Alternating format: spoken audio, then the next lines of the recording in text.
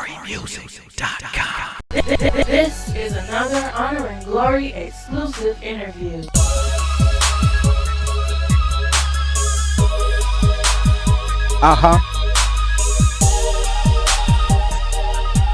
That's what I'm talking about. Honor and Glory Radio, y'all. Your boy G Wade. Doing what we do, man. Representing the name that's above all names. And that name is Jesus Christ. If you haven't done so, man, make sure you hit up the website at Honor and Glory Music and slide on over to our MySpace page at myspace.com/Honor and Glory Music, man. I still have on the line with me my man Thi'sl from St. Louis. Yes, sir. Doing it, man. Windows down. I love that track right there, man. Hey, definitely. I love it too, man. That's what's up. I think I love it more. Yeah, I'm saying. That's what's up. Well, before we jumped into that song, man, you were talking about the situation going on with the schools and the economic crisis and blowing of what you say, $90 million or something like that. $90 million. Wow. And nobody could come up with where it went. Wow. So like after that, they fired the superintendent.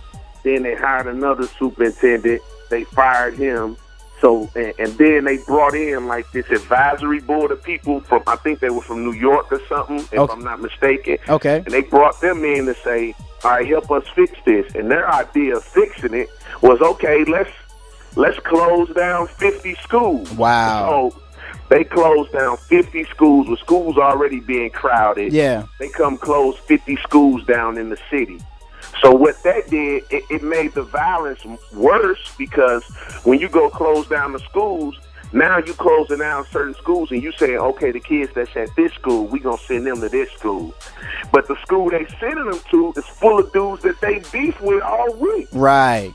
So it's made it worse at the schools. Wow. And then on top of that, they shut down our accreditation. Like our St. Louis public school system haven't been accredited for the past year. So now that new idea to make things even better in their eyes is at the end of this school year, they about to close down 27 more schools. Wow. So it's going to be, again, like you taking more kids, sending them to schools with kids they don't get along with. But, man, down here we got, it's just like, and people don't, like, we usually just look at the murders. But I looked at statistics, man, down here, like we have like 2,000 armed crimes, like crimes a year from like weapon, gun, knife, like 1,500 robberies, like different stuff like that, man, where it's so far blown, man, that it's a crazy place to live, man. But at the same time, like, I love it, because the worse the place is, I see the Lord gonna show himself in a bigger way. So I love it, but it is a crazy place to live at. You wouldn't want to get caught certain places at the wrong time of the day. Yeah, I believe that. So as a result of that, you're saying that even the homicide rate had increased. As a result of them closing down like the 50 schools, and now get ready to close, what you say, 27 more? They're going to close 27 more schools. Wow. They just laid off a bunch of teachers. But you know what's so crazy to me about that, though? I was out the other day, like my church I go to, it's like in the hood, like not too far from my house. So I'm walking down to the church. Me and my boy was doing something at the church. So I walked down to the church, and I'm on my way walking down to the church.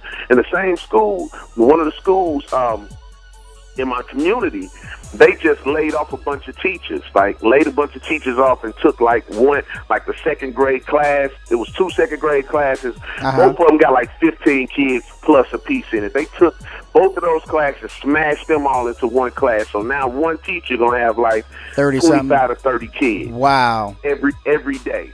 And these second graders, so you know they're gonna need more help than older kids. Oh, but the thing that was so funny to me, though, I'm walking, and the municipality that just did that, they just brought the police force all brand new Chargers to drive in. Wow.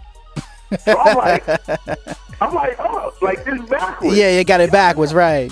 They just had tight cars. Like, they weren't riding around in hoopies.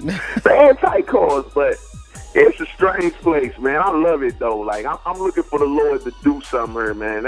That's why I'm here. That's why I know the Lord put me in this city, and he gave me the passion that I have, man, because I know God gonna do his thing, man. Amen. Well, let's talk about the song I Hate You, man. What's the story behind that? I thought that was mad interesting. Hello? Yeah, can you hear me? Okay, yeah, I can hear you now. Yeah. Tell me about the song "I Hate You," the story behind that. Man, I grew up again, like I said, in the streets. So, like, one of the things that had a major effect on me in more than one way was crack. I was introduced to drugs by, like, one of my mother boyfriends. And the funny thing was, the boyfriend I was introduced to it by, he used to sell drugs to my mother. Okay. So how they end up dating, I don't have the slightest idea. Get high, but my mother, she a pretty woman. Like, even though she got high, and it was crazy because I remember that time in my life where I was 12, 11 years old, and my mother just spoiling me and my brother. She worked hard, like, all her life. Yeah. To where it's like we get the new everything that come out, like we got it. And then I remember that time to where it was like, wow, like, hold on, we moving from place to place to place. Yeah. Wow, like we not getting new shoes and stuff no more. We not getting new clothes. Like, wow, my mom drop us off now with my grandma and be gone 4 or 5 days. Right. Like, literally. And I'm like, what's happening now? As a young kid, you 11, 12, you're not fully, especially in that era, it's like I'm not fully processing, like, what's going on. Okay. So I start walking in and seeing plates out with dope on them that I found out later.